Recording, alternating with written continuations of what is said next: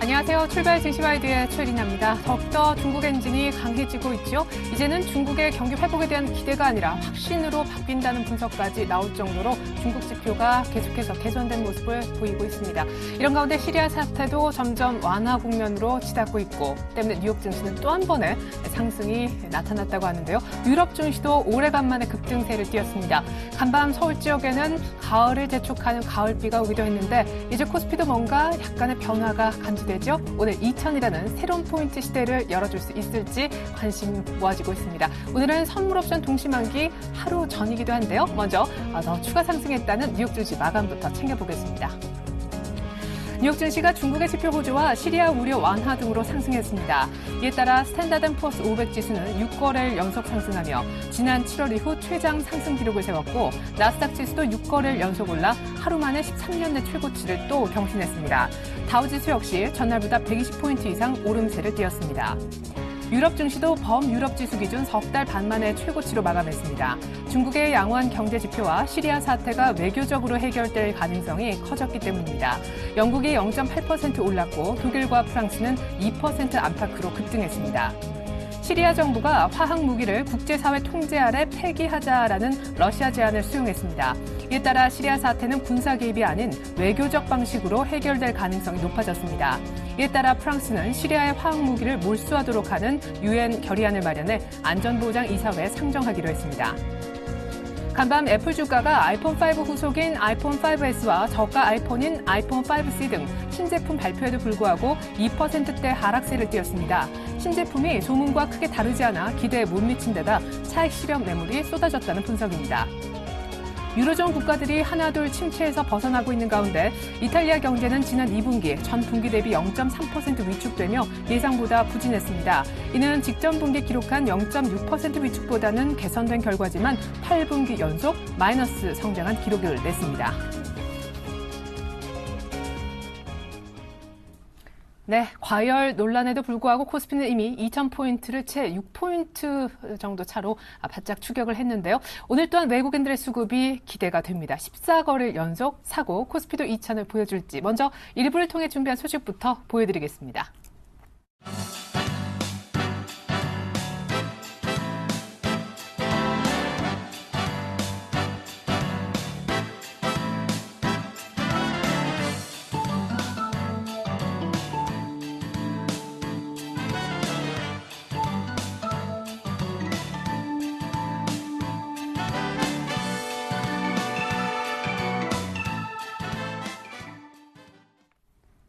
9월 11일 수요일 개장 5분 전입니다. 시초가 공약주부터 강정 부장님과 함께 알아보겠습니다. 부장님 안녕하세요. 네, 안녕하세요. 네, 전일 롯데케미칼 재공약해 주셨는데 시초가 대비 1% 남짓 수익이 난 것 같습니다. 수급도 좋았는데요. 점검부터 받아보죠. 네, 롯데케미칼 어제 외국인 기관 동반 순매수가 들어왔고요. 기관 매수가 좀 많은 모습을 보여주고 있는데 역시 화학업종, 정유화업종 좀 강세를 보이고 있고 하반기 실적오전 기대감과 저평가 매매트 부각, 현재 22만 원대까지의 배려심 매력 그 이상도 볼 수 있는 그런 시장의 어떤 이동성 장세가 계속 펼쳐지고 있기 때문에 계속적으로 제가 예상 목표가 20만 원까지는 보유 전략으로 지지하도록 하겠습니다. 네, 그렇다면 오늘 시초가에는 어떤 종목 들어가 보면 좋을까요? IT 종목 가운데 낙폭 과대된 종목 하나 준비하셨다고 들었는데요. 네, 최근 시장에서 대형주들, 특히 경기 민감주들 많이 몰라서 매수하기 좀 부담스러운 그런 측면이 있는데 그래서 삼성전기는 충분히 좀 턴하는 모습을 좀 보여주고 있어서 삼성전기를 좀 준비했고요. 삼성전기는 휴대폰용 부품, 디스플레이용 부품, 이런 컴퓨터용 부품을 생산하고 있는 회사입니다. MLCC, 적층 세라믹 컨덴서 부분은 휴대폰에 150개, 노트북에 300개 이상의 전자제품에 공통적으로 범용 핵심 부품을 얘기하고요. 이 부분이 삼성전자의 대폭 스마트폰에 적용되는 그런 부분이기 때문에 가장 큰 수혜를 보고 있는 종목이기도 하고요. 지난해 4월 기준으로 해서 LED 사업을 삼성전자에게 매각하면서 이 스마트폰 중심의 새로운 성장 동력원 개척에 주력하고 있는 그런 회사라고 보시면 되겠습니다. 투자 포인트는 세 가지를 줄 수 있는데요. 첫 번째는 주가 하반기 경기 기대감입니다. 삼성전자의 전략 스마트폰 판매가 좀 기대 이하를 보이면서 삼성전기 역시 주가가 좀 하락하는 모습을 계속적으로 보였습니다. 삼성전자 주가가 선행하는 모습 이후에 삼성전기가 따라가는 그런 주가의 흐름을 보여주고 있는데 최근에 삼성전자 주가가 120만 원 바닥을 턴한 이후에 반등을 좀 성공했고 삼성전기가 지금 뒤따라가는 모습을 좀 보여주고 있습니다. 지난 8월 8일 이후에 삼성전기가 삼성전자가 턴어라운드를 한 모습이고 삼성전기도 8월 22일 주가 바닥 이후에 15일 정도 시를 두고 지금 주가 후행성 흐름을 좀 보이고 있습니다. 그동안 주가 하락 원인이 매출액과 영업이익 감소를 좀 보였던 부분이고 특히 적층 세라믹 컨덴서 MLCC 부분 실적 개선에도 불구하고 지난 2분기에 실적 개선을 이끌었던 카메라 모듈 매출액이 19% 이상 감소하는 모습을 좀 보였던 부분, 그리고 이 삼성전자의 그 하이엔드 스마트폰 비중 감소 가능성, 이런 부분들이 삼성전기 역시 또다시 주가 좀 하락하는 모습을 좀 보여주고 있는데요.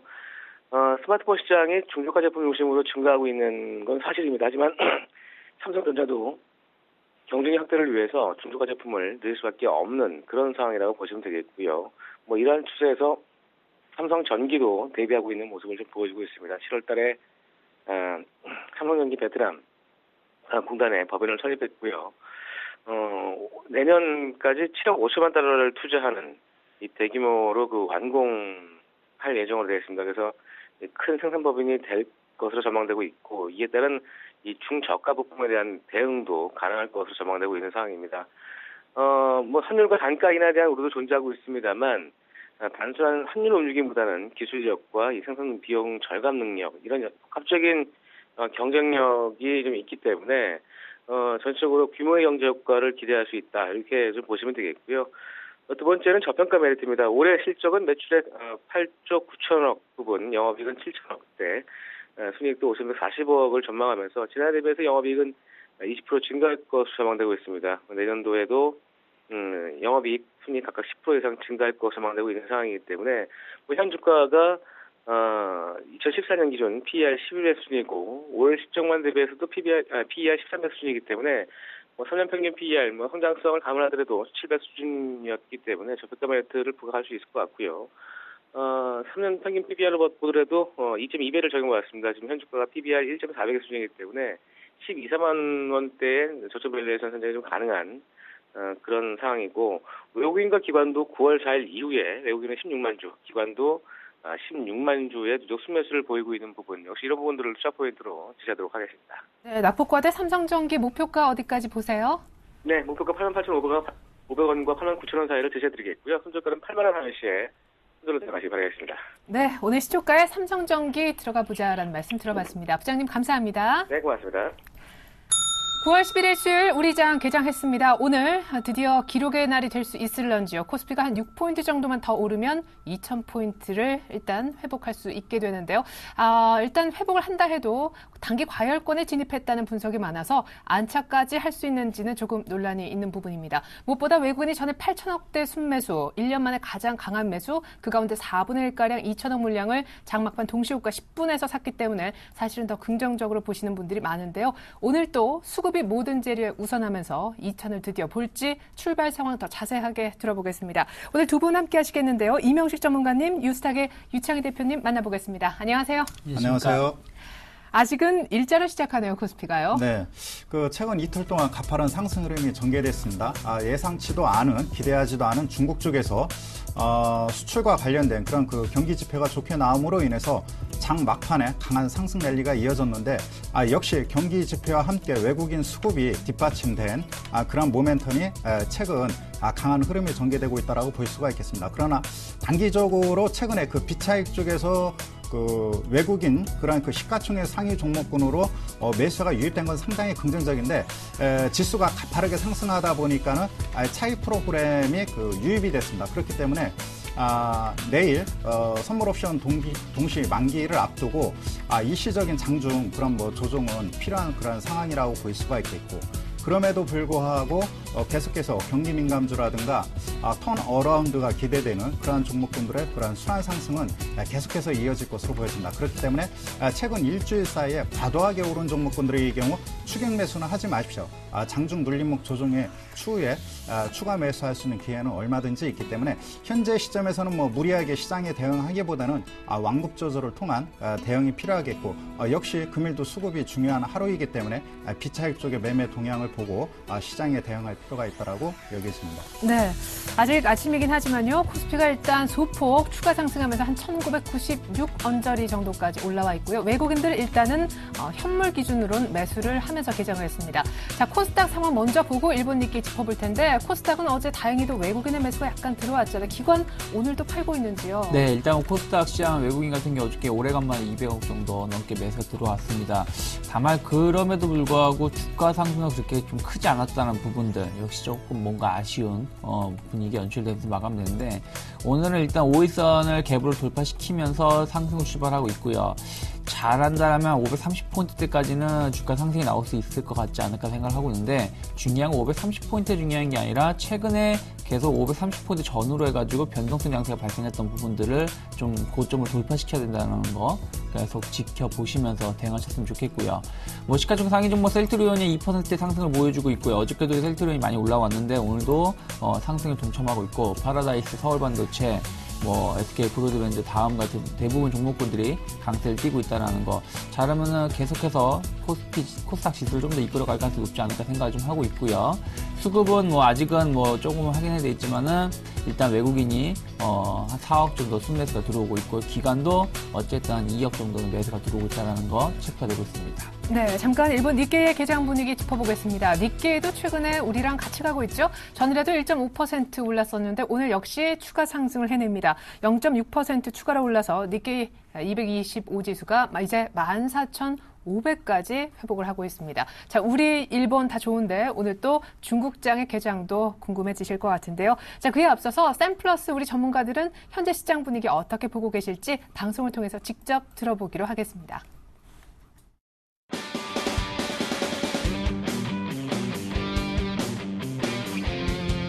옐로우칩으로 기회를 엿본다.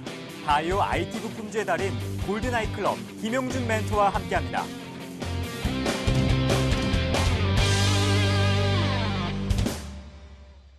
예, 안녕하세요. 저는 지금 골든아이 카페를 운영하고 있는 김용준입니다. 지금 장이 이제 아침에 시작을 했는데, 전혀 이제 미국 시장이 강하게 상승을 했고요. 전체적인 분위기가 좀 상승 분위기임에도 불구하고, 국내 증시가 오늘 1.39포인트, 전체적인 글로벌 시장에 비해서는 조금 약하다라고 좀 생각이 들 수 있는데, 일단 전일 장막판의 어떤 움직임들이 좀 중요합니다. 그러니까 전일 장막판 무렵에, 이제 프로그램 매수를 통해서 일정 부분의 선물 롤오버가 좀 진행됐기 때문에, 결국 이제 전일 동시호가 13포인트 정도 끌어올리면서 외국인들이 한 3천억 정도 매수를 들어왔기 때문에, 그거에 대한 어떤 차익을 좀, 소화해가는 그런 국면이라고 일단 볼 수가 있습니다. 그렇기 때문에 그런 분위기로 봤을 때는 지금 장이 그다지 이제 약하다고 표현을 하기는 좀 어려운데요. 최근에 이제 공통적인 현상들이 좀 나타나는 게 이제 외국인이 강하게 삼에도 불구하고 외국인 주도의 종목군들인 삼성전자의 지금 모습과 그리고 이제 현대차 그리고 기아차 이런 데의 모습들이 지금 예전 같은 어떤 탄력들은 좀 이어가지 못하는 상태에서 지금 장의 특징은 수급적인 측면에서는 전체적인 수급은 외국인이 통제를 하고 있다라고 일단 볼 수가 있고요. 그리고 이제 각계 대형주 쪽에서는 기관 중심의 어떤 수급이 진행되는 종목군들, 그러니까 산업 소재 쪽이라고 좀 분류를 하는 조선철강 이런 쪽이 좀 비교적 강한 모습들. 결국 지금 각각의 어떤 원하는 방향들이 좀 다른 상태에서 외국인들은 일단은 선물옵션 만기를 좀 겨냥하는 방향들이 좀 눈에 띄는 모습이고요. 그리고 이제 기관들 같은 경우는 외국인들 주도의 어떤 지수 상승 쪽보다는 각계 자기네들이 원하는 어떤 수익률 게임의 대형주에서의 어떤 섹터별 수익률 게임이 지금 진행되고 있다고 일단 볼 수가 있습니다. 아마도 이런 흐름들은 당분간 조금 더 진행될 가능성이 있기 때문에 지수가 추가적으로 상승을 만다라는 표현을 하는 것보다는 결국은 이제 지금 수급의 주체들이 지고 있는 각각의 방향들이 연속성을 갖는지가 좀 중요한 흐름이라고 일단 판단을 할 수가 있고요. 그런 측면에서는 최소한 내일 이제 옵션 만기 이후에 어떤 방향성이 좀 변화가 좀 예상은 되고 있고, 또한 지금 이제 가장 문제가 되는 것이 전체적인 상승에 대비해서 중소형주의 소외 현상들이 지금 급격하게 나타나고 있어서 아마도 이제 그 현 장세의 그 소외 국면들이 좀 나타나는 종목들이 많이 있다라고 판단이 되는데, 뭐 이러한 부분들은 결국 오래 가진 못할 것 같습니다. 오래 가진 못할 것 같고, 결국 이러한 부분들이 뭔가 개선이 되는 시점들을 언제 정도로 놓고 봐야 되느냐. 뭐 아마도 대부분들 지금 봤었을 때 추석 이후부터는 이러한 부분들의 어떤 수급 개선이 좀 나타나면서 그 지금 이제 필요 이상으로 빠진 종목들, 그리고 이유 없이 빠진 종목들, 이런 쪽은 자기 자리를 찾아가는 작업들이 좀 나올 가능성이 있고요. 다만 그 지금 이제 여기서 좀 조심을 하셔야 될 게, 과거의 상승을 주도했던 대부분의 종목들, 그러니까 그 소위 말해서 이제 엔터주라든가 뭐 게임주라든가 아니면 바이오, 뭐 기타 등등 여러 가지 쪽에서 그동안 그 소위 상승 1세대 종목군으로 분류되는 코스닥 종목군들, 바닥에서 시세 4배에서 5배 정도 올라온 종목들, 이런 종목들은 지속적인 차익 매물들이 나온다라고 좀 판단을 하시고요. 그쪽에 대한 전반적인 그 포트 교체 이후에 매물 공백을 이용한 상승 랠리가 좀 진행될 가능성이 상당히 크다. 뭐 이런 쪽에서 좀 접근을 하시는 게 좀 좋을 것 같고요. 지금 현재는 너무 서두르실 필요는 없습니다. 대형주 추격 매수를 통해서 억지로 수익을 만들어낼 수 있는 장도 아니고요. 뭐 그렇기 때문에 조금 좀 여유를 가지고 좀 느긋한 관점에서 우리 종목들이 올라올 때를 좀 기다리는 다소 좀 여유가 좀 필요한 시점이 아닌가 생각이 됩니다. 저는 2시에 좀 다시 찾아뵙도록 하겠고요. 2시 전까지 여러 가지 종목들의 내용도 체크해서 다시 2시에 좀 찾아뵙도록 하겠습니다.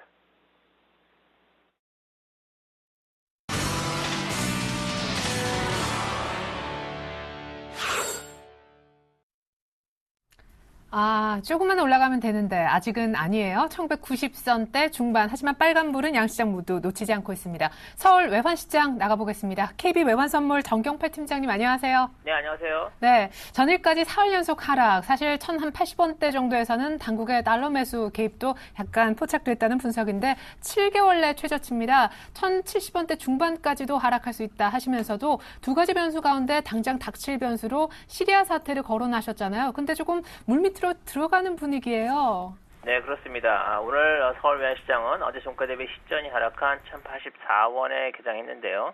개장 이후에는 개장가를 저점으로 1080원 50전까지 반등했고요. 이 시간 현재는 1085원 10전에 거래되고 있습니다. 지난 주말 미국의 8월 고용지표가 부진하게 나오면서 미 연준이 9월 양적완화 축소를 단행할지에 대해서 불확실성이 높아졌고요. 이러한 불확실성의 확대는 달러화의 전통화 대비 약세로 나타나는 것이 통상적인 모습입니다만, 시리아 사태와 관련된 우려의 완화와 또 중국 경제 지표의 호조로 인해서 달러화는 상대 통화별로 다른 모습을 보이고 있습니다. 바락 오바마 대통령이 시리아 사태와 관련해 러시아의 중재안을 유엔 안전보장이사회에서 논의하는데 동의하겠다는 의사를 밝히면서 국제 유가가 하락하고 있고요. 여기에 중국의 산업 생산과 소매 판매가 호조를 보인 점이 국제외환시장에서 위험 선호 거래를 유발하고 있습니다. 이를 배경으로 달러화는 엔화와 스위스프랑 등 소위 안전통화들에 대해서는 강세를 보이고 있고요. 나머지 아시아 통화나 상품 통화들에 대해서는 약세를 보이는 등 차별화된 흐름을 보이고 있습니다. 국제외환시장 전체적으로는 안전통화를 매도하고 위험통화를 대신 매수하는 캐리 트레이드가 활발하게 진행 중인 것으로 보여집니다. 이러한 배경에서 지난밤 달러에는 100엔대 초반에서 거래되는 모습 보였고요. 호주 달러는 달러화에 대해서 0.93달러를 상승 돌파하는 강세를 보였습니다. 달러 원의 경우는 이러한 흐름 속에서 추가 하락이 진행되는 것이 정상적인 모습입니다만, 지난밤 역외 시장에서 달러 원은 어제 서울시장 종가 대비 85전이 상승하는 모습을 보이는데요. 오늘 개장 이후에도 반등세를 지속하고 있습니다. 이는 당국 개입에 대한 우려 때문에 하락세가 제한되고 있는 것으로 보여집니다. 달러원은 어제 장중에 1081원 80전까지 하락했고요. 이후 당국의 매수 개입으로 1088원 50전까지 급반등하는 모습을 보였습니다. 미 연준의 9월 FOMC에서 양적완화 축소가 단행될 때까지 당국은 달러원의 추가 하락을 제한하면서 시간을 벌기 위한 행보를 보이는 것으로 추정됩니다. 당국의 어제와 같은 강력한 매수 실개입은 앞으로 빈번하게 일어나기는 어려울 것으로 보고 있는데요. 앞서 말씀드린 캐리 트레이드에 따른 아시아 통화들의 강세가 동시에 나타나고 있기 때문에 원화만이 나홀로 강세를 보이고 있다는 일부 언론의 표현은 적절하지 않다고 보고요. 이처럼 위험 통화들의 강세가 단기적이나마 전반적인 추세인 만큼 이 대세를 완전히 거스르기는 어렵다고 보고 있습니다. 달러 원은 미 연준의 FOMC 회의 이전에 1070원대 진입할 가능성이 있다고 보고 있습니다. 오늘 달러 원은 대외적인 달러 약세와 또 당국의 개입 경계감 사이에서 방향성이 혼조세로 보이겠고요. 1080원대 초중반 흐름을 유지하겠습니다. 일단 FOMC 회의 이전에 당국 개입도 어느 정도 제한될 수밖에 없으므로 1070원대를 한번 볼 것 같다라고 전망해 주셨습니다. 지금까지 정경팔 팀장님과 함께했습니다. 분석 잘 들었습니다. 네, 감사합니다.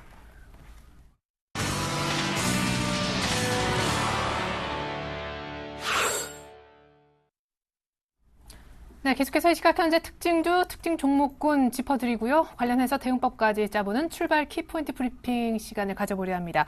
안타깝게도 코스피가 1990선대 초반으로 하락 전환했습니다. 지금 시각이 9시 한 13분 정도 되는데요.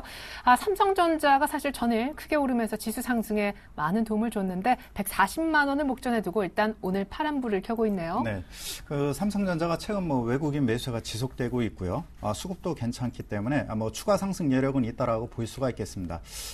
일단은 삼성전자의 경우에도 갤럭시 노트 3에 대한 신제품 사양이 공개가 됐고요.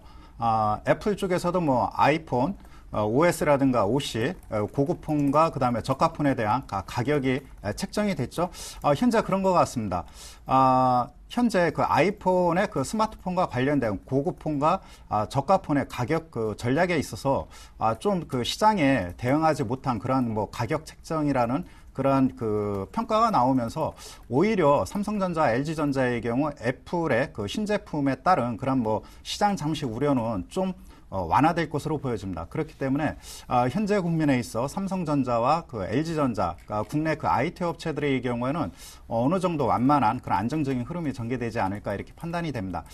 반면에 삼성전자의 경우에는 LG전자의 G2와 있어서 갤럭시 노트 3에 대한 그런 평가는 LG 쪽의 그 우세순위 현재 나타나고 있는 그런 상황이라고 볼 수가 있겠죠.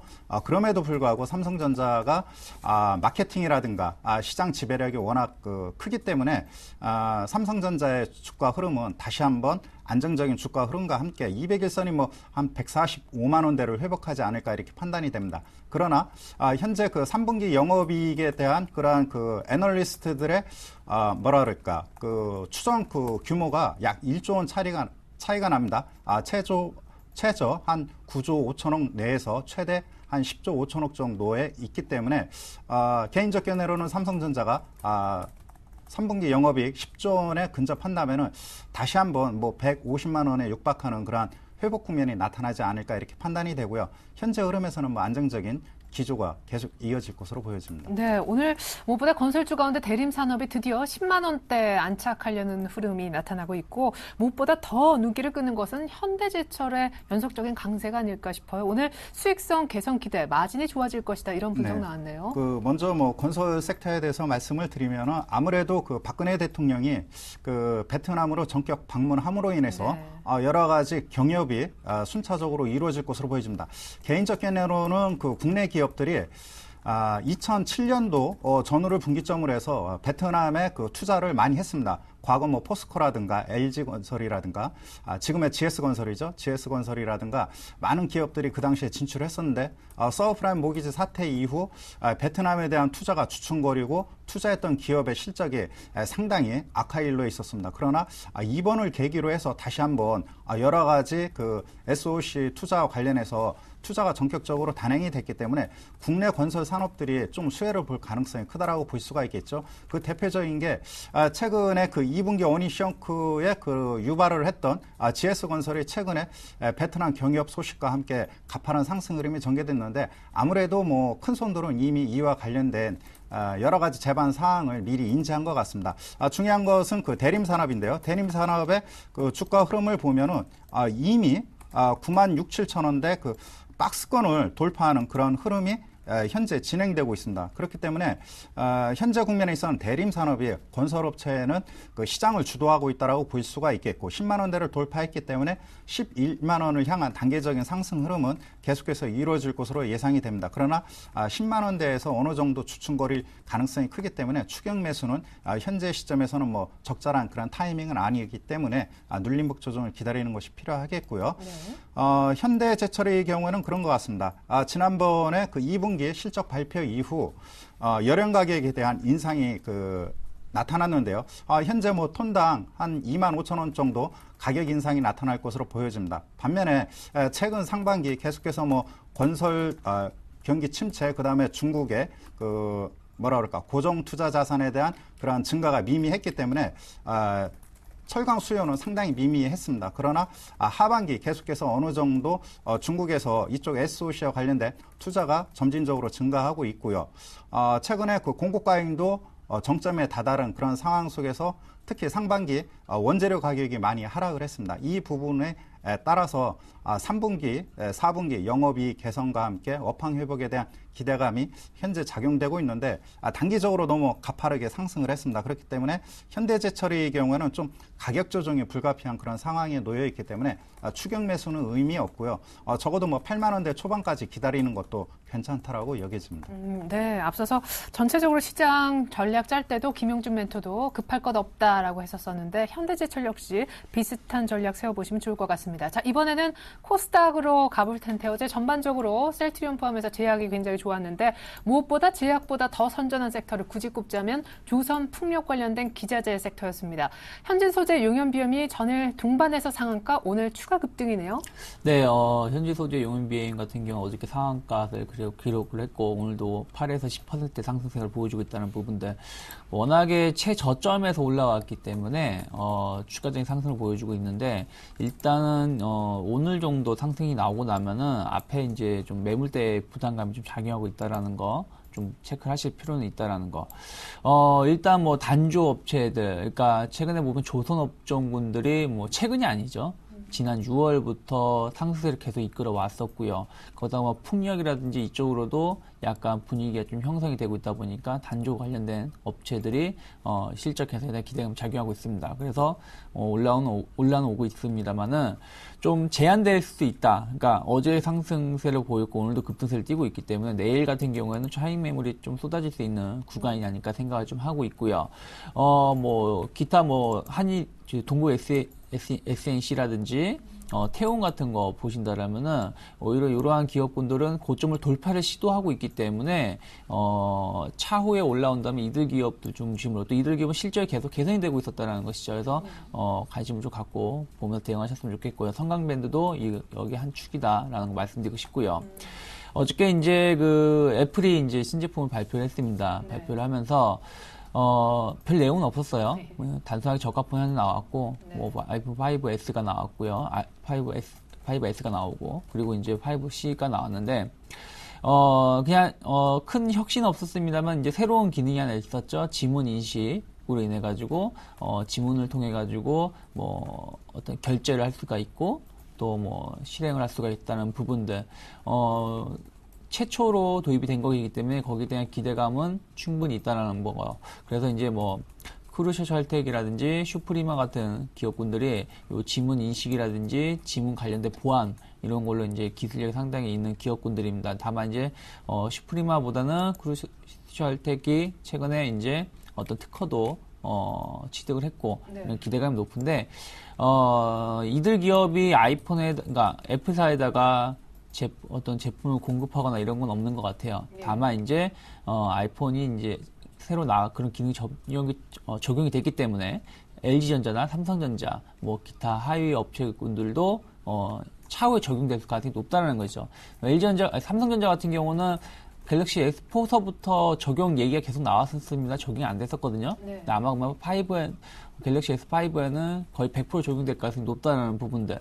그리고 LG전자 G2 같은 경우도 지문 인식까지는 아니지만 검지 손가락으로 톡톡 치면서 실행을 하는 그런 부분들이 있었기 때문에 이런 지문 인식 관련된 기대감은 앞으로도 계속 높아질 수 있다라는 거. 그래서 주가를 관심 있게 볼 필요는 있는데 크루시샬텍 같은 경우가 최근에 좀 실적이 좋지 못하다 보니까 주가가 좀 하락을 했어요. 그래서 좀 향후 좀 체크해 볼 부분이 있고 슈프리마 같은 경우도 조금은 최근에 좀 주가가 옆으로 박스권을 그리면서 원형 천장형이 좀 나오고 있다라는 거에서 빨리 24,000원 이상을 돌파를 시켜야지 주가가 좀 긍정적으로 움직일 수 있다는 거 체크를 하면서 대응하셨으면 좋겠고 기타 다른 부품주들은 그렇게 뚜렷하게 상승을 보여주지 못하겠습니다. 예전같이 못하게. 왜 그러냐면은 이제 그 자기 시장을 침해한다는 것인데 무슨 얘기냐면은 5S는 고가폰이고요. 5C는 저가폰인데 중국 시장 같은 경우는 저가폰이 만약에 판매가 많이 이루어진다라면은 저가폰 판매가 아까 보니까 한 10만 원, 20만 원 돈밖에 안 돼요. 우리나라 돈을 친다라면은. 그럼 거기에 부품사들이 부품을 공급을 해가지고 얼마나 단가가 많이 수익이 날 수 있겠냐 이 말이죠. 많이 팔린다고 해도 큰 수익이 없을 것이고 또 하나가 저가폰이 많이 판매가 되면 될수록 아이폰 5C 고가폰의 판매가 급격히 줄어든다라는 것이죠. 그렇게 된다면 오히려 애플에 대한 영업이익은 전체적으로 좀 깎아먹을 수 있다는 부분들. 그게 이제 그 어저께 조금 악재로 작용하면서 2% 애플 주가가 2% 좀 하락했던 부분들이 있거든요. 그렇기 때문에 부품 업체들이 이제는 약간 고가에서 저가로 시장이 바뀌면서 계속 말씀드리지만 구조조정에 대한 그런 우려감 혹은 실적에 대한 우려감이 작용하고 있기 때문에 큰 효과는 보지 못하고 있다는 거 좀 체크를 하셨으면 좋겠습니다. 네. 자, 그렇다면 이제 남북 경협주를 볼 순서가 온 것 같아요. 이제 결국에 남북 당국이 만났죠. 그래서 밤샘 협의를 했는데 다음 주 월요일부터 시운전 거쳐서 이제 개성공단 재가동한다라는 얘기가 나왔잖아요. 경협주 얼마나 올라요? 경협주들 그런데 뭐 그렇게 많이 오르고 있는 건 없습니다. 뭐 로만소 그냥 한 3에서 4% 정도 올라오고 있고 나머지는 1% 전후로 해서 주가 상승을 보여주고 있는데 그런 이유가 여러 가지 있는데요. 주가가 최근에 많이 빠진 적은 없었다는 것이죠. 오히려 개성공단이 지난 4월인가 5월 달에 폐쇄가 되고 나서 한 4개월 정도 지나지 않았습니까? 한 4개월 정도 지났음에도 불구하고 주가 자체가 계속 쭉쭉쭉쭉 빠져나가느냐 그게 아니라 오히려 어떤 종목은 오른 게 있고 아니면 예전에 주가 그대로 형성이 되고 있기 때문에 개성공단이 재개가 된다고 해도 주가에는 큰 영향을 미칠 수는 없다라는 것. 또 하나가 일단 시운전이라는 부분들이라는 거죠. 그래서 이게 정상화가 되려면은 한 최소한 연말 정도는 돼야 되지 않겠느냐 얘기가 계속 나오고 있기 때문에 일단은 그냥 심리적으로는 좀 좋아지고 있습니다만은 이게 상승으로 확산되지는 않고 있다. 또 워낙에 최근에 보면은 북한 관련된 테마는 한불 갔어요. 가고 새로운 테마주들이 계속 나오고 있기 때문에 조금 그렇게 힘을 받지 못하고 있다는 거 말씀드리고 싶습니다. 네, 한 가지 특징주가 좀 있는 것 같아요. 바로 네오이즈 인터넷인데요. 9월 중에 카카오하고 음악 서비스를 개시한다. 이런 좋은 뉴스를 뽑아내면서 오늘 급등하고 있습니다. 잠깐 살펴주시죠. 네, 네오이즈 인터넷이 뭐 이 얘기는 오늘 처음은 아니죠. 네. 그전에 이제 몇 번씩 이제 카카오톡하고 그 업체하고 계속 같이 시너지 효과를 낼 수 있는 기대감 얘기가 나오고 있었는데 근데 중요한 거는 음악 시장 같은 경우는 워낙에 지금 멜론이라든지 또 최근에 또 삼성전자마저도 삼성 뮤즈라고 해가지고 이렇게 진출했지 않았습니까? 네. 그러다 보니까 어떤 그 시너지 효과는 조금 약할 수 있다라는 거. 또 하나가 좀 죄송한 말씀이지만 아직까지도 그러니까 예전보다 많이 좋아졌지만 아직까지도 우리나라 같은 경우는 좀 불법 다운로드를 하는 경우가 많기 때문에 그 효과는 좀 제한적일 수 있다라는 거 조금 늦은 감이 있다라는 거 좀 말씀드리고 싶고요. 하지만 어쨌든 네오이즈 인터넷에는 좀 기대감이 있죠. 왜냐면 네오이즈 벅스라고 이제 그 음악 서비스 하는 회사가 있기 때문에 그래서 주가가 올라오고는 있습니다만은 일단은 제가 보기에는 오히려 8,600원 이상이 돌파가 된 걸 확인을 하고 매수하시는 게 좋지 않을까. 지금 여기서 추가 성급하게 추격 매수를 하셨다가는 조금 매물대에 부담을 좀 작용할 수 있다는 거 체크하셨으면 좋겠습니다. 네, 잠깐 두산 인프라코어와 네이버를 봤으면 하는데요. 전일 네이버가 급등했었는데 오늘은 또 어떤 흐름일지, 그리고 전일 왜 급등했는지를 알아보고, 두산 인프라코어 전일 유창희 대표님이 이 자리에 앉으셔서 거래소 특징주를 봐주시면서 두산 인프라 같은 차트는 일단은 조금 담고 같이 가야 된다라고 하셨는데 오늘도 추가 상승이 나오고 있습니다. 오늘은 이명식 전문가님께 좀 대응법 여쭤볼게요. 전일 거래량이 많이 터졌습니다. 네. 일단은 뭐 손바뀜이 활발히 진행됐다라고 볼 수가 있겠고, 현재 시점에서 그 추가 상승을 할 수 있는 그런 분기점이라고 볼 수가 있겠죠. 현재까지, 즉 현재 주가가 뭐 15,700원대인데 이 가격은 얼팡에서 부진에서 그 벗어났다는 것을 의미하고요. 이제부터가 정말 그 경기 회복에 따른 펀더멘털의 그런 가치가 시장에 제대로 평가받느냐, 이 분기점에 놓여 있다라고 볼 수가 있겠습니다. 그렇기 때문에 일단은 미국에서 주택 경기가 상당히 좋아지고 있고요. 하반기에 중국에서 SOC 관련 투자가 좀 그 확대될 가능성이 크다 하겠습니다. 그렇다면은 한 16,000원과 15,000원 사이에서는 일단 접근해 볼 필요가 있겠고요. 현재 그 목표 가격의 경우 뭐 한 18,000원 정도 제시가 되고 있는데, 차트를 보시면 2013년도 금년도 상반기죠. 이때 그 정고점이 18,000원대입니다. 그렇기 때문에 두산 인프라코어의 경우에는 적어도 한 19,000원대 안정적인 주가 흐름이 계속해서 이어져 갈 것으로 보여지고요. 네. 네이버의 경우에는 시장에 대한 그러한 그 성장성, 이런 것들이 충분히 반영이 됐다라고 볼 수가 있겠습니다. 현재 뭐 적정 가격은 45만 원에서 최대 55만 원을 잡고 있는데, 현재 국면에서는 그런 것 같습니다. 3분기, 4분기 성장 모멘텀에 부합하는 실적이 계속해서 증가하느냐, 이 부분이 뭐 50만 원에서 60만 원, 60만 원에서 70만 원을 향한 그러한 뭐 주가 상승이 나올 것으로 보여집니다.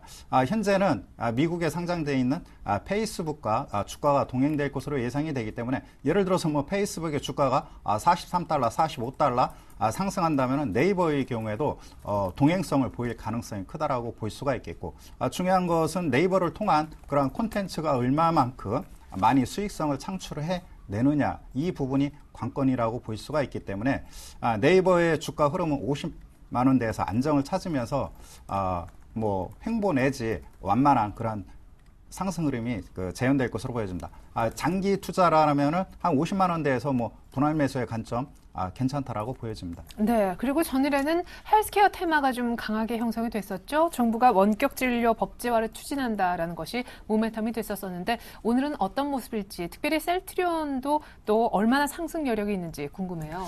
네, 전혀 헬스케어가 이제 우리나라가 원격 진료, 그래서 이제 법제화한다 이게 나오면서 좀 어저께 좀 급등나게 나왔었어요. 근데 대부분 종목군들이 그렇게 상승세를 계속 연결 동작을 가지 못하고 있다는 부분들. 네. 일단은 제가 보기엔 그렇습니다. 원격 진료가 미국이나 땅이 좀 큰 나라들은 좀 실효성이 높습니다. 왜냐하면 솔직히 미국 같은 경우는 뭐 슈퍼를 가는데도 뭐 1시간 정도, 뭐 30분 이상 차 타고 나가는 경우도 많다 보니까 네. 이런 서비스에 대한 기대가 높은데, 우리나라 같은 경우는 워낙에 좁은 땅덩이다 보니까 뭐 집 앞에 바로 병원이 있기 때문에 정말로 이게 효과는 좀 적다. 섬에 있는 몇몇 부분들, 또 정말 몸이 안 좋고 위급한 상황은 바로 병원을 가는 거지 원격 진료 받지는 않거든요. 그래서 물론 이제 그런 거 있습니다. 예를 들어 당뇨병이라든지 아니면 고정적으로 병원을 정기적으로 가는 분들은 병원을 매번 안 가고 그냥 2번 갈까 1번 가고 3번 갈까 1번 가고 원격 진료로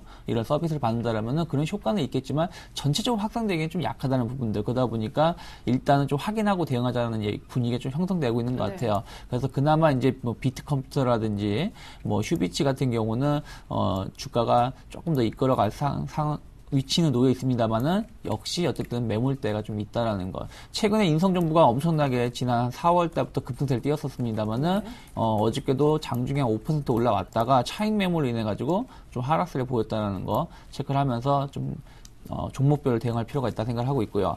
셀트리온을 좀 말씀드리자면은 화두죠. 그러니까 어떤 호재가 나온 다음에 7만원대까지 올라오고 나서 올라가지 못하고 급격한 외국인 매물로 인해 가지고 이틀 동안 2, 3 급락이 나오고 나서 다시 이제 좀 바닥 다지기를 하고 있는데 지금이 제일 중요한 변곡 위치입니다. 무슨 얘기냐면은 지난 8월 말 정도에 8월 한 29일에 급락이 나왔고 그 다음에 30일에도 이틀 연속 급락이 나왔는데 일단 첫 번째 급락이 나왔던 위치는 두 번째 급락이 나왔던 위치는 회복시켰다라는 거죠. 53,000원대에서. 하지만 첫 번째 급락이 나왔던 56만원대에서 55,000원대까지 혹은 53,000원대까지 급락이 나왔던 위치는 아직 회복을 못 시켜놓기 때문에 제가 보기에는 55,000원 돌파가 확인돼야 된다. 55,000원 돌파가 확인된다라면 조금 윗가격이겠지만 65,000원 혹은 뭐 그 이상도 바라볼 수 있지만 55,000원 돌파 확인이 안 된다라면 여기서 올라온다고 하더라도 21선 맞고 다시 5만원 초반으로 빠질 수 있기 때문에 안전하게 매매를 하신다면 지금 싸게 사는 것도 중요하지만 오히려 확인을 하고 매매를 하시는 게 좋기 때문에 55,000원을 확인하면서 대응하시는 게 좋지 않을까 생각하고 있습니다. 네, 이상으로 저희가 지금 현재 특징주를 어느 정도 살펴드렸고요. 이제는 전일 수급 특징주 보여드리면서 오늘장 필요한 조언도 들어보겠습니다. 네, 전일 외국인이요. 8천억대 아주 많은 매수를 하루 만에 해줬던 그런 날이죠. 9월 들어서 한 7거래 정도밖에 진행이 안 됐는데 거의 한 3조를 담는 외국인 무섭습니다. 삼성전자 제일 많이 샀고요. 그 다음은 역시 SK하이닉스 그리고 어제 급등했었던 네이버 세 번째로 담았고요. 현대차도 뭐 꾸준하게 매수하고 있습니다. 하지만 매도 가장 많았던 종목은 삼성전자 우선주였군요. 그 다음에 이제 뭐 스카이라이프도 어제 급락을 했었는데 외국인 매물이 있었던 것 같고요. 약간의 현대해상보험, 삼성생명 또 생명보험주 이쪽 하고요. 삼성 SDI가 최근에 좀 주춤한데 외국인 매도가 어제 있었던 것 같습니다. 자, 이어서 기관 매매 상위주 전일에 한해서 추려보니 이렇습니다. 기관은 역시 코덱스 레버리지를 가장 많이 사면서 삼성전자를 오히려 매도했고요. 신도리콜을 두 번째로 많이 샀지만 사실상 레버리지를 제외하고는 역시 매수 강도가 확연하게 좀 작았습니다. 현대제철, 두산중공업 같이 산 것도 눈에 보여지고요. 네이버는 소폭 기관은 전일 팔았던 것 같고 삼성 SDI는 전일 양 매도 맞았던 종목인 것 같습니다. 사실 삼성 SDI는 너무 빠르게 미리 갔었다. 어제 분석도 있었었는데 의외로 시장에 갈 때 좀 조용하네요. 네, 현재 그 외국인 그 매수 특징을 보면은 역시 뭐 IT 자동차에 집중되고 있다라고 볼 수가 있겠죠. 방금 말씀해주신 삼성 SDI 경우에는 시장보다 먼저 그 저점을 찍고 초과 상승을 했습니다. 그렇다 보니까 전일 외국인과 기관 쪽에서 동시에 차익 매물이 나타났기 때문에 투자자 여러분들 현재 시점에서는 뭐 접점 대비 또는 뭐 200일선 기준으로 해서 과도하게 오른 종목군들의 경우에는 일부 뭐 현금화하는 것도 괜찮다라고 보여지고요.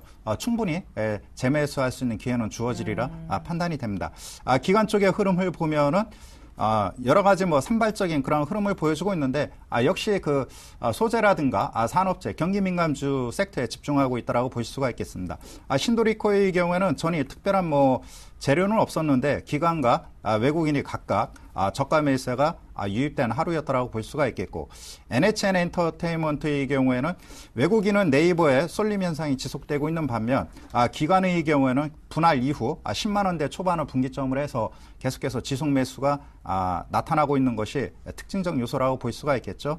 현대제철, 두산중공업 계속해서 경기민감주 저가 매수가 유입되면서 순환 상승이 나타나고 있는 것이 특징적 요소라고 볼 수가 있겠습니다. 네, 그럼 곧바로 조언을 좀 여쭙고 싶어요. 어떤 분들은 중국 모멘텀이 좀 강한 것 같으니까 소위 차이나 플레이를 좀 해야 된다라고 하는데 그러면 그 전에 잘 갔던 전차 비중은 줄여야 되는 건지.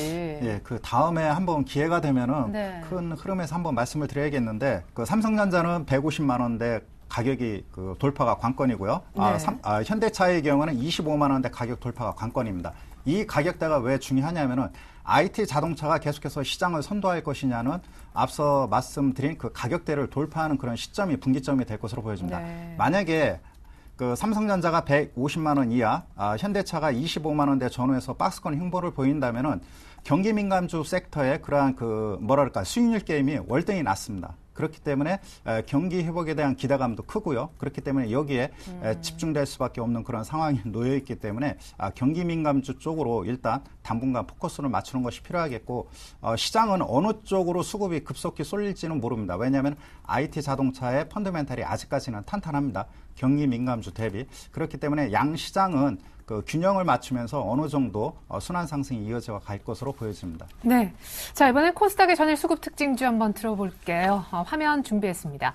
자, 코스닥의 외국인이 전일 200억대 정도 매수를 해줬었는데 가장 많이 산 종목은 다행입니다. 하지만 오늘 좀 재차 빠지고 있어요. KG 이니시스 매수를 다시 한번 잡아줬고요. 파라다이스도 최근에 연속적으로 매수세를 다시 보여주고 있는 외국인이죠. 셀트리온 어제 급등할 때 외국인 공이 좀 큰 것 같고 태웅도 어제 급등했었을 때 8%나 어제 급등했고 오늘 추가 상승하는데 외국인 샀습니다. 성우 하이텍까지 쭉 담아주는 모습. 하지만 매도 한 1, 2, 3위 종목 정도 4위까지 보셔야겠는데요. 위메이드, 메디톡스 거의 지금 약간 중요한 바닥권에 위치해 있습니다. 제이콘텐트리도 두 번째로 어제 많은 매도가 있었고요. SM도 네 번째로 팔았는데 아마 기관 매도 종목에도 SM이 있는 것 같더라고요. 이어서 코스닥 기관 매매 상위주도 준비해봤습니다. 가장 많이 산 종목은 역시 양 매수받은 셀트리온이었고요. 태광도 역시 태웅을 외국인이 샀다면 태광을 기관이 매수한 모습. 하지만 매도 많았던 종목은요. 전일 급락을 했었고 9월 달에 기관이 거의 연일 매도하고 있는 SK 브로드밴드였습니다. 어제 현대 홈쇼핑도 사실 급락했었는데 CJ 오쇼핑 두 번째로 팔았고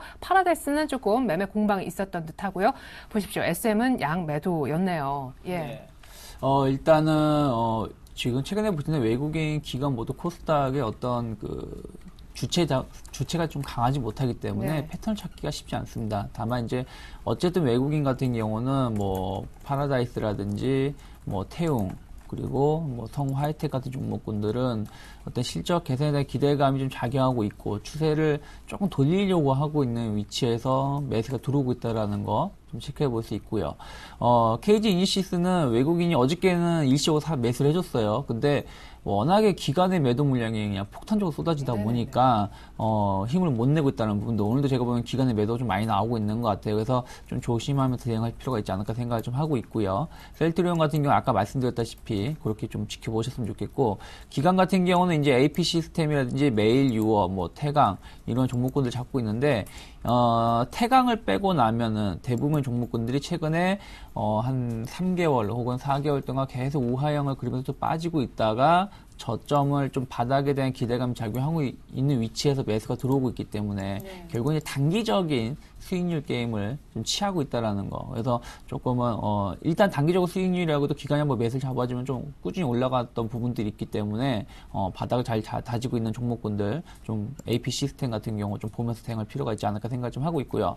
매도 상위 종목이 조금 좋지 못해요. 뭐 외국인 같은 경우는 일단은 아직까지는 추세를 완벽히 깨진 않았어요. 위메이드, 메디톡스, 뭐 덕사 하이메탈 같은 경우 본다라면은 아직까지는 추세를 깨지 않았지만은 이들 외국인이 만약 꾸준한 매도가 나온다면 이제 추세가 깨질 수 있는 위치에 놓여 있다라는 거. 그래서 섣불리 저점 매수를 하기보다는 추세를 확인하고 매수하시는 게 좋을 것 같고요.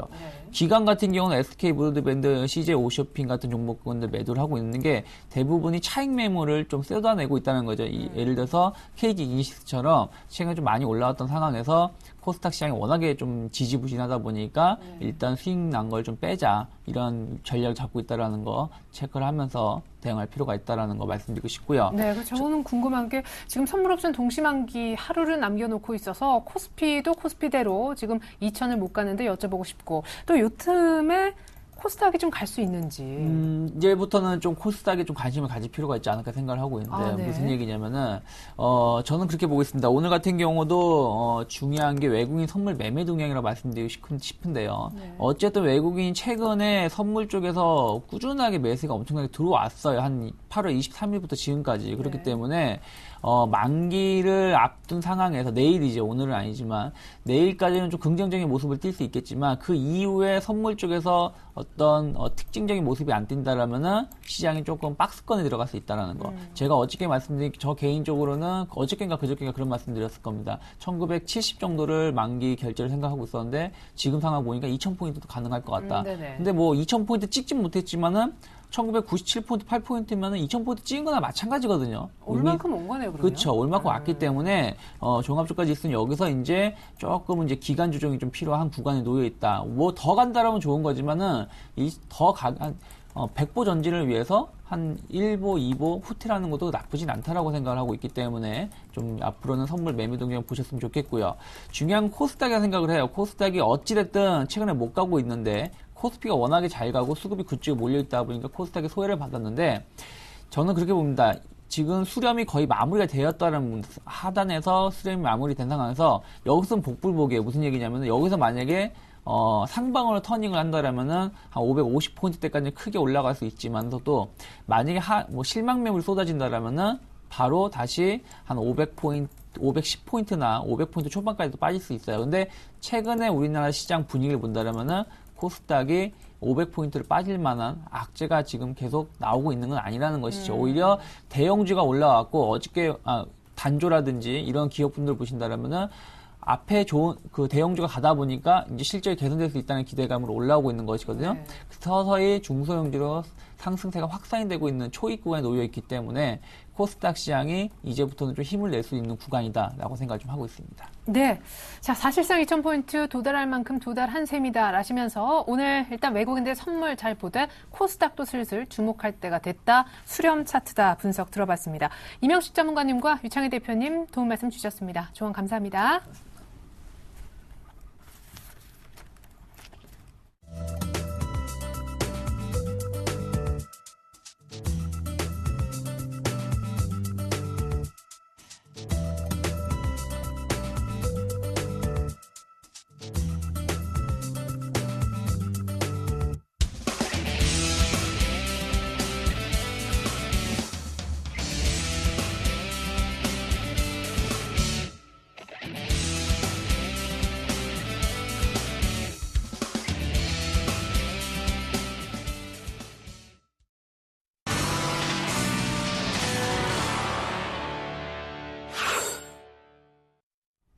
계속해서 글로벌 이슈 속 숨겨진 의미 알아보겠습니다. IM투자증권 김동섭 이사님 만나볼게요. 안녕하세요, 이사님. 네, 안녕하세요. 네, 애플의 신제품이 나왔는데 좀 전략이 바뀐 것도 같다 하는 생각이 듭니다. 언제나 약간 프리미엄 쪽의 전략을 주던 애플이 드디어 중저가, 이제 중국 시장도 좀 겨냥을 하는 모습인데 별로 환호성이 들리지 않아요. 주가도 빠졌다면서요.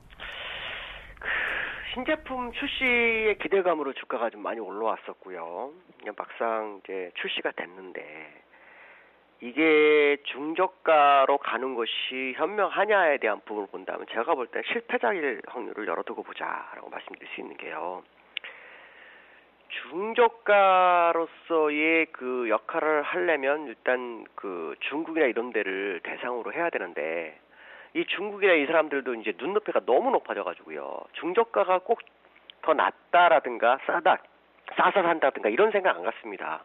그러니까 기능이 더 좋고 훨씬 더 나은 어떤 상황이 됐을 때만이 투자를 하는 그런 상황이 지금 투자가들 사이에 진행이 되고 있기 때문에 애플이 잘못하면 실수한 것이 아닐까라는 생각을 해봐야 될 것 같고요.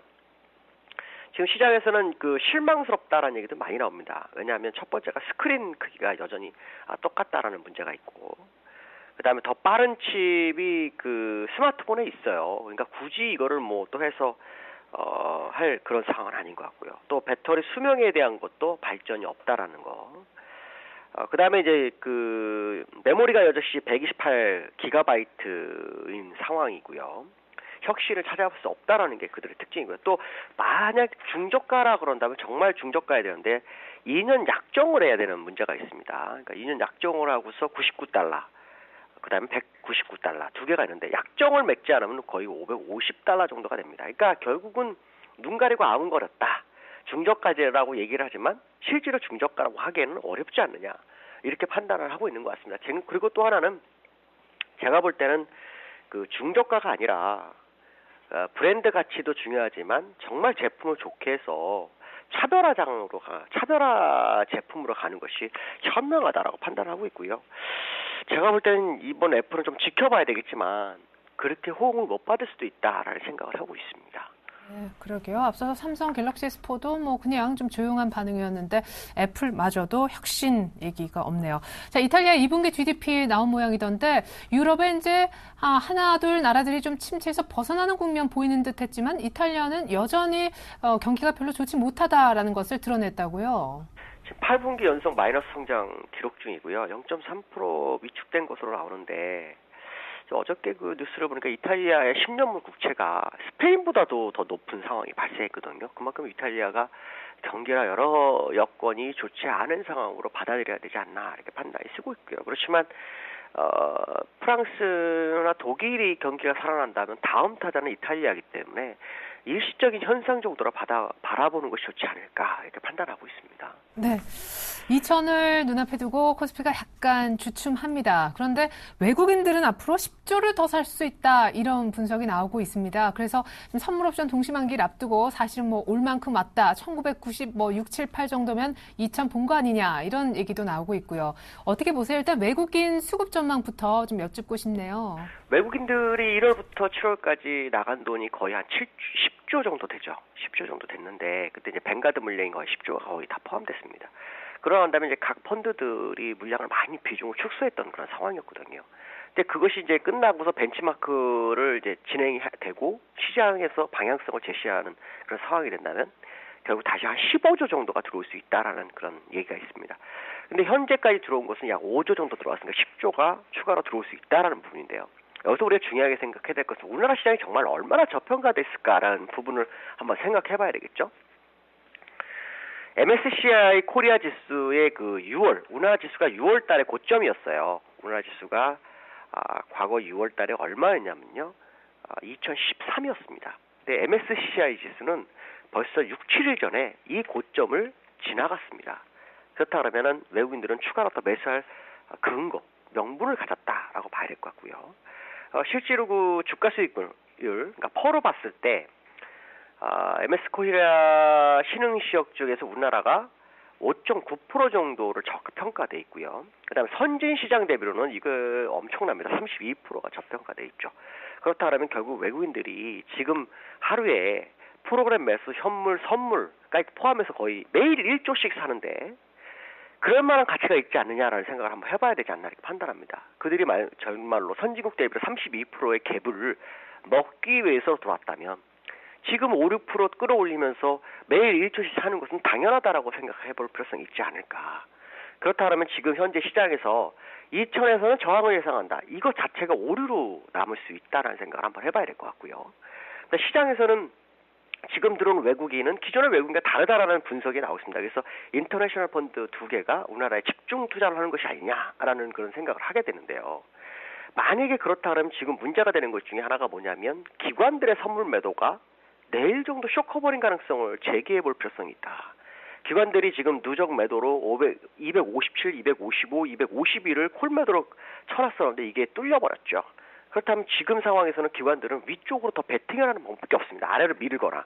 근데 아래로 밀 수 있는 그런 상황은 아닐 거라고 판단한다면 만기 때 상당한 상승을 한번 예견해 볼 수 있지 않을까라는 생각을 해보고 있고요. 시장의 생각에서 2000이 저항대라고 보기에는 너무 어설픈 지수가 아니겠느냐. 또 특히 지금까지 지수가 올라올 때 모습을 보면 거의 갭상승도 없고요. 두 번째로는 중요한 저항선들, 이평선에 200일선, 120일선, 60일선 이러한 선들을 그냥 뚫고 올라왔다는 거죠. 그 얘기는 대기 매수세가 엄청 많고 지금은 웬만한 데서는 저항을 주고 싶지 않다라는 것을 알리는 시그널이 아닌가라는 것을 생각해봐야 되지 않을까 이렇게 말씀드릴 수 있을 것 같습니다. 네, 무엇보다 2000은 저항이 되지 않을 거다라고 하셨습니다. 오히려 내일 동시만기 기관의 쇼커버가 기대된다 하셨습니다. 지금까지 IM투자증권 김동섭 이사님과 함께해봤습니다. 귀한 조언까지 감사합니다. 네, 감사합니다. 네, 계속해서 저는 출발 증시와이드 2부로 다시 오겠습니다. 잠시 쉴게요. 고맙습니다.